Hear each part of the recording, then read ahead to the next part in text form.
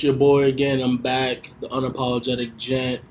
Here to go over some stuff for the week before this weekend at Premier League game starts. Um, I don't even know where to start, man. Like most teams took care of business midweek. Of course, Manchester United again knocked out of a competition. I don't really know what to say other than Ole Gunnar Solskjaer. I mean, he might be the worst manager in the Premier League. In all honesty, he might be the worst manager in the top five leagues in Europe. Like, I don't understand how this man got the job. Um, like, I couldn't imagine someone with a worse CV getting that job. It's almost like giving a janitor who's only been a janitor for 8 years the CEO position with no experience and hasn't moved up levels. That's kind of what I feel like about Ali. I don't. I mean, well, I do know some of the Manchester United fans that I'm friends with. They've wanted this guy gone for a couple of years now. I heard someone say uh, in Europe, I don't know, I can't remember who it was, said that Manchester United play relegation football with superstars, and that's what they do, man. It's just kick, run, and then hope for the best, man. Hope for some individual brilliance from Pogba, from Ronaldo, from Bruno Fernandes, from Martial, Rashford, Lingard, Sancho, whoever. I don't understand how you go to training every day and get on the pitch and have no patterns of play. Like, I just don't get it. They played West Ham, and West Ham had pretty much a completely changed side. So did they, but they had a quality side, and they got knocked out. And they didn't create a lot of chances. Martial got a lot of stick I seen on Twitter, a lot of backlash. But I don't know how you play number 9 in a team where there's no patterns of play and there's no chances created. So I don't know really what to say. Like, he must have, like, some scandalous Glazers photos, or he's sleeping with one of their relatives, or I don't know, Ed Woodward owes him his life. Maybe he's rescued one of his kids, like swimming or something. But like, the fact that he's still a manager for United and there's people like Antonio Conte available is crazy to me. The fact that there's people like Zinedine Zidane available is crazy to me. I don't understand his tactics. I don't understand what they're trying to do. It doesn't make a lot of sense to me. I don't know. I've heard some people even say this is what white privilege looks like. Because could you imagine a black man getting that job with that CV? He hasn't won anything. He coached a Norwegian team and he got relegated with Cardiff to the championship. Like, how do you get that job? He was a decent player for United. He wasn't a superstar. He wasn't Wayne Rooney. Wasn't even David Beckham. Wasn't Cantona. Wasn't Ronaldo. Wasn't Giggs. Wasn't Scholes. Wasn't Ferdinand. Wasn't Roy Keane. Wasn't Andy Cole. Wasn't even a Gary Neville. Like, how this man has this job, and it's obvious for everyone to see. Like, his tactics are shambolic. Like, I just don't get it. I don't understand how this man's in a job. Like, I don't get it. If he got fired, right? Like, you see guys like Mourinho, David Moyes, Louis Van Gaal. These dudes got fired and got jobs immediately. Who in the Premier League would hire him? The Brighton manager, Graham Potter. You can't tell me he plays better. He plays better football than Graham Potter. The coach that they got over there in Wolves. You can't tell me he plays better football than him. I mean, Steve Bruce kept Newcastle up. Ollie gets that team relegated easily. No doubt about it. I'm trying to think. The Norwich manager, they play better football. I see what they're trying to do. They just don't have the quality probably to stay in the Premier League. You flop managers between Norwich and Manchester United. I'm not saying that they win the league, but The football's better. We see what they're trying to do. Norwich 100% gets relegated. And they get relegated. I mean, any game after Christmas is meaningless if Ollie's the manager. So I don't really know what else to say about him. Like, I try to give him the benefit of the doubt. I watch the games, and I just see Ronaldo score, Bruno score. Pogba just pulled a rabbit out of his hat. Jesse Lingard went by someone, stuck it up top corner. Like, you can't rely on those type of things to happen consistently. When we see Tuchel playing, the way he coaches Chelsea, like, the football and the chances that they create are inevitable, and it comes through various ways. Pep Guardiola, I mean, his team creates tons of chances all the time, no matter who's on the pitch.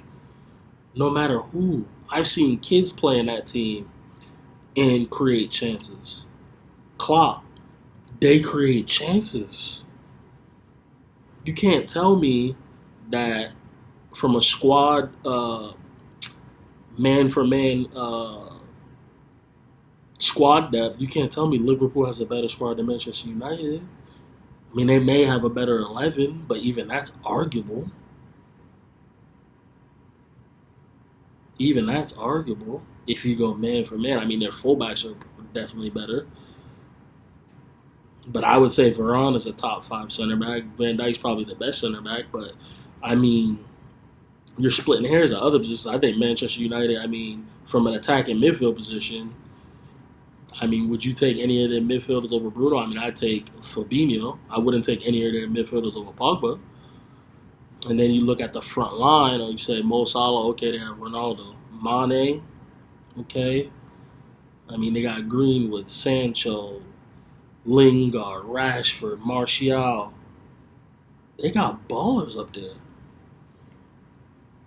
Ballers. English, French internationals, Portuguese internationals. I mean, if the front three for Liverpool, I mean, you're substituting Jota, Diego Jota. He's not better than the front guys playing for Manchester United. Now, don't get me wrong, he's scoring goals in a better system. So it's puzzling to me, man. Like, it's the most perplexing thing I've seen in sport. Full stop. Full stop. I've never seen anything like it. I've never seen a more, because at least like a Frank Lampard, okay, you coached in the championship, you're an all-time great Premier League player. You know what? They took a chance. They gave you the job. I'm sure when Klopp leaves, Steven Gerrard will get the Liverpool job. But he's an all-time great player. And he just had an undefeated season in Scotland with Rangers. The CV's decent. You got to have one or the other. You got to have a great CV as a manager or a great CV as a player. He has neither. He was an okay substitute, a super sub. He was Javier Hernandez, Chicharito. That's who he was. He's a sub. So, I don't know, man. I don't know what Manchester United. Because on one hand, I know it's tough because I was talking to a friend who's a Manchester United fan, and on one hand, he's like, damn, we want to compete for the league. But on another hand, he's like, I'd rather just lose and get this man fired and rip the Band-Aid off. Because I believe right now, if you fire him and you bring in a Conte, you know, you have to change the style. But I believe they could play 3 at the back easily. Or you bring in a Zidane, they're competing right away. Right away. They're competing. Even if they don't buy a defensive midfielder, they're competing right away. Right away. And I could be wrong. And Ole Gunnar Solskjaer could win the Champions League or could win the Premier League, and I'd shut my mouth. But I don't see it happening. I just don't see it happening. I really don't. So, I don't know, man. From that standpoint, it's perplexing, man. There's so many different variables and things that I could think of, but, like, none of them are valid. None of them are logical. They don't make any sense. How this man has the job. He's nice. He seems like a nice guy. He seems like people like him, like playing for him. But there's no way you're telling me guys like Pogba and Ronaldo are going through training sessions with this man when they've had some of the best coaches in the world, and they're saying to themselves, you know what, this makes sense. It can't. When you're a Cristiano Ronaldo and you've been coached by Ancelotti, Mourinho, Zidane, even Andrea Pirlo, who you could see what he was trying to do, and you're going to Ollie? Come on, fam. Make it make sense for me, man. It don't make sense. It don't make sense. So I'll just leave it at that. We'll see what happens on the weekend, man. I want Manchester United to win games because there's players in that team that I really like. I don't support a team, but I like to see quality players do well. Pogba is one of my 5 favorite players in the world, and I want to see him do well. But in that team with that manager, man, I don't know, man. If Ollie stays, man, I hope Pogba gets a move, man. Hope he gets a move. And then, man, I'm on to my next subject. So I saw this week, earlier in the week, I saw an article by The Athletic, and they were talking about how out of possession Cristiano Ronaldo and Lionel Messi are liabilities. And I started to think about it, and I said to myself, are they? Are they actually could you call them liabilities? I wouldn't say they were liabilities. And the reason why I wouldn't say they're liabilities is because up until this point, their numbers from an offensive standpoint are inevitable. And I get now we're starting to move to that more of a system team oriented, away from kind of the stars. But Ronaldo and Messi still have that stardust. They're still inevitable when it comes to goal. Ronaldo doesn't give you much off the ball, doesn't give you much necessarily in link-up play, but in the box, he's inevitable. You put him on the pitch, he'll score goals. So, to me, in my mind, that's a trade. That's a good enough trade-off for him not to give you a work rate and press and do all these things. And then Messi still, I mean, looks like the last Paris Saint-Germain game I watched, he was playing at a 10. And you can carry a 10. I mean, Real Madrid did carry Ozil, and Messi's light years better than he is. So Messi still gives you something in possession, in link-up play. He'll still assist players, and he'll still probably bag you 30 30 league goals. So how we're saying that those two players are liabilities is crazy to me, because now then we're comparing like their presses to people like Firmino and things like that. But like Firmino ain't got no choice but to press. His link-up play is great, but he just doesn't score enough goals. So to justify his position on the pitch, he has to press. And I think Neymar is the last. He's kind of the last of this generation of players that I would give a free roll to. When Messi and Ronaldo are done, and then when Neymar's done, it'll probably move fully to, it already has, it's a system. It's a system. You get quality players to play in it and to do their job. But I believe those 3 players are worth keeping on the pitch because of their output in the top end. Neymar still has the ability to get the ball at the halfway line or his own 18-yard box and go past 3-4 players, slap the ball top bins, or lay it off to someone. The problem that PSG are going to have is that Mbappe gives you nothing off the ball and his link-up play is terrible. And then Neymar and Messi aren't really going to give you a lot in defense. So they kind of have to set up to where, and for me, I would just play 3 attackers if I was PSG. I know the last game they played Di Maria on the right wing, played Messi in the 10.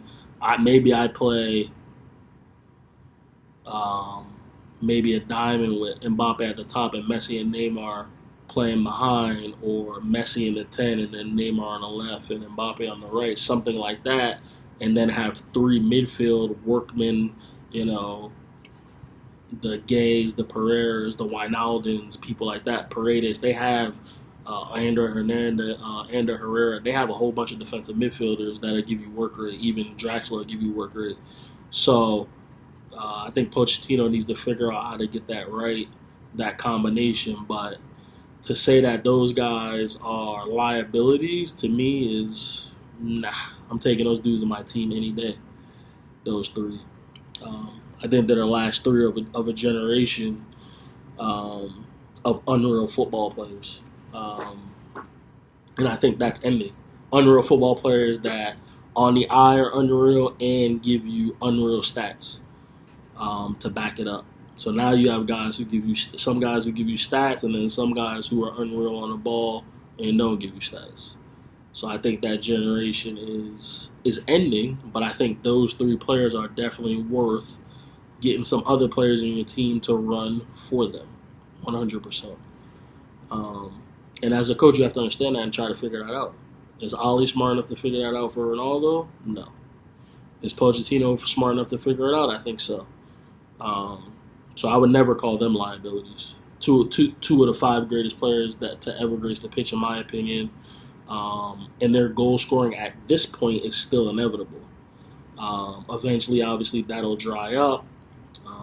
Obviously, Messi's a little bit younger than Ronaldo and has kind of a different all-around game. Although I think Ronaldo will be able to score goals for another couple years at a high clip because he's tall, he's strong, he's still explosive in the air, he still has great instincts, and he gets his shots off and hits the target. So he'll still score goals.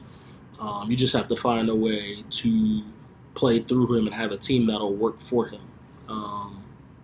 So, that's just my opinion. But it'll be interesting to see. This weekend's going to be interesting, man. Got a lot of good games. Chelsea plays Man City. That's going to be interesting. Tuchel has Pep's number as of now, so we'll see. I think Pep has something up his sleeve. Wouldn't be surprised if Manchester City battered Chelsea, but wouldn't be surprised if it happened the other way around. I think that's going to be the game of the week. Because we know Manchester City will go for it. Chelsea tends to be a little more compact and builds up possession, but we know Man City only plays one way. Pep doesn't really have a plan B, so I'll probably give you guys another video after the games this weekend. And man, great Friday. Enjoy your weekend. Please continue to show your support, follow the channel, subscribe. Let me know in the comments if there's any other specific subjects you want me to talk about. It's Unapologetic Gent, and I'm out, man. Peace and love.